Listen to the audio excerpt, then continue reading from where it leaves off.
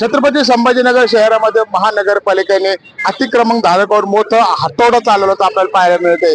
यापूर्वी देखील मोठी कारवाई झाली होती। त्यानंतर आपण पाहिलं तर मुकुंदवाडी परिसरामध्ये असेल, वाळूज पंढरपूर असेल, जळगाव रोड असेल, या अनेक ठिकाणी मोठमोठे अतिक्रमण महानगरपालिकेने हाणून पाडले। त्यानंतर पुन्हा महानगरपालिकेने आता अतिक्रमण धारकावर पुन्हा हातोडा चालवायचं ठरवलं। मात्र या कारवाईमध्ये महानगरपालिका आता ट्रोल झाले ते देखील आपल्याला पाहायला मिळते। कारण गजानन महाराज मंदिरापाशी जे काही मटके विक्रेते होते त्या मटक्या विक्रेत्याच्या मटक्यावर जेसीबी चालवले, हाताने मटके फोडले। त्यामुळे मात्र आता हे महानगरपालिकेच्या कर्मचाऱ्यावर मात्र सर्वसामान्य लोकांनी देखील रोष निर्माण केलेला आहे। आपण पाहू शकतो या ठिकाणी जे मटके होते हे पूर्णतः मटके महानगरपालिकेच्या कर्मचाऱ्यांनी फोडले आणि त्यामुळे मात्र आता राज्यभर ज्या मटकेची चर्चा होताना देखील आपल्याला पाहायला मिळते। ज्या महिलेचे मटके फोडले ती महिला माझ्यासोबत आहे, आपण तिची चर्चा करणार आहोत। काय सांगाल ताई, सगळे मटके तुमचे फोडण्यात आले होते? हो फोडे साहेब, ह्या दुकानावर 5-6 लाखाचे, त्या दुकानावर 5-6 लाखाचे, 1 रुपयाचा माल पण निघला नव्हता। जसा आणला होता तसाच माल होता साहेब। आम्ही घरी होतो 1 महिन्याला, 1 4 आण्याचा माग पण जो माल फोडला साहेब, त्यानं झोपीत दगड मारले आणि केलेलं आहे आपल्याला।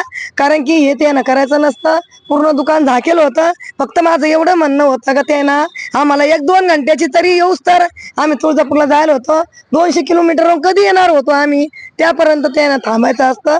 आता कसं बी विनंती करून प्लीज करून माझा एवढा मालाचा, माझ्या घरी गॅस नाहीये, घरी आमच्या जेवण नाहीये। आता आम्ही काय करायचं, कसं करायचं, कुठून माल आणायचा, कुठून विकायचं, कुठून घर चालायचं, मागच पण जाऊन फोडस पूर्ण माल देणं। आम्ही आता चाला पडतोस, बुधवार होता 23 माझा दोन्ही दुकानाचा, इथं 5-6 लाखाचा, तिथं 5-6 लाखाचा, दोन्ही दुकानाचा 10-12 लाखाचा माल फोडून टाकेले। आता याची भरपाई तुम्ही कसं करा साहेब, मोठे साहेब तुम्ही आम्हाला द्या, विनंती करून ये तुम्हाला। मी इकडे चलून पहा साहेब, पूर्ण माग पहा तुम्ही। माझं एवढं म्हणणं आहे, आता आम्ही घर चालायचं कसं? या जवाला सकाळी आम्ही झोपेला असताना येते, आम्हाला सांगते पैसे द्या, कमीत कमी 3-4 जणांचे पैसे आणले, 10च्या काही, 5च्या काही, 7च्या काही। आता ही भरपाई करायची कुठून? माल तर गेला, काहीच राहिला नाही, आम्ही घर चालायचं कुठून? हे काय करायचं तुम्ही ठहरा साहेब। आणि आम्हाला, आम्ही गोरबा काका कुमार आहे, आम्ही रहिवासी श्री शंभर कॉलनी संभाजीनगर, इथंच माझ्या मम्मीच्या घरात आम्ही भाड्यानं राहतो। माझ्या घरच्या तिकडं दत्त मंदिरापाशी 15,000 रुपये भाड्यानं घेतले, तिथं 200 रुपये पण माल विकत नाही, तिथं टाकून माल टाकून ज्यावेळेस हे अतिक्रमण झालं, ज्यावेळेस हे मटके फोडण्यात आले त्यावेळेस तुम्ही इथे नव्हते का? आम्ही कसम, माझे गजानन बाबाच्या कळसाची शपथ आहे, आम्ही कोणी पण इथं नव्हतो। फक्त माझ्या कामवाल्यानं ते लग्नपूरला इथं आणलं होतं, एवढं मला माहिती आहे। दुसरं आम्हाला काही माहित नव्हतं। आम्ही म्हणलं आम्ही 200 किलोमीटरवर आहे, थोडं अर्ध्या घंट्याची सवलत द्या, फक्त अर्ध्या घंट्याची, आम्ही पूर्ण माल सरकवून घेतो।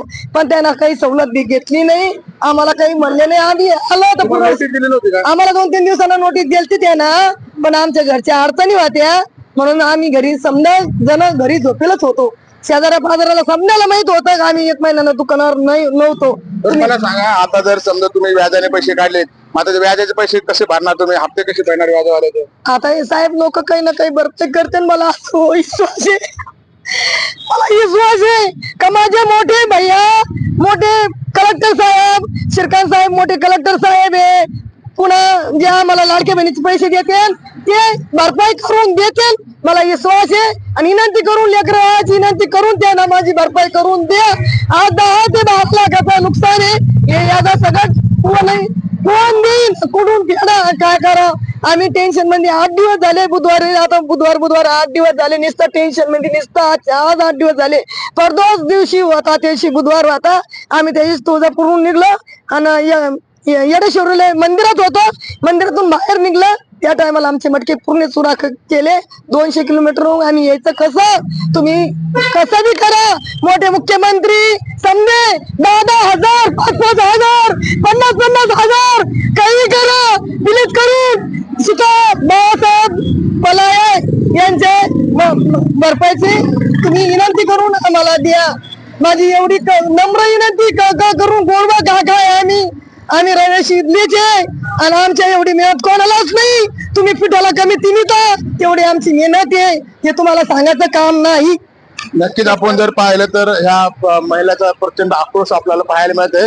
ज्या पद्धतीने तिथे मटके फोडण्यात आले, जेसीबीच्या सहाय्याने आणि महानगरपालिकेच्या कर्मचाऱ्याने दंड्याने हे सगळे मटके फोडले, ते या ठिकाणी उपस्थित देखील नव्हते. मात्र जे काही व्याजाने पैसा काढला होता तो हप्ते कसे भरायचे, व्याजदार जे आहे ते त्यांच्या घरी येऊन त्याला पैसे मागत आहेत, कारण का आता माल तर देखील राहिलेला नाही. त्यामुळे कुठेतरी हे महिला आता विचित झाल्याचं आपल्याला पाहायला मिळतं. काय सरकार यांना खरंच आर्थिक मदत देणार आहे का, हे देखील पाहणं महत्वाचं ठरणार आहे.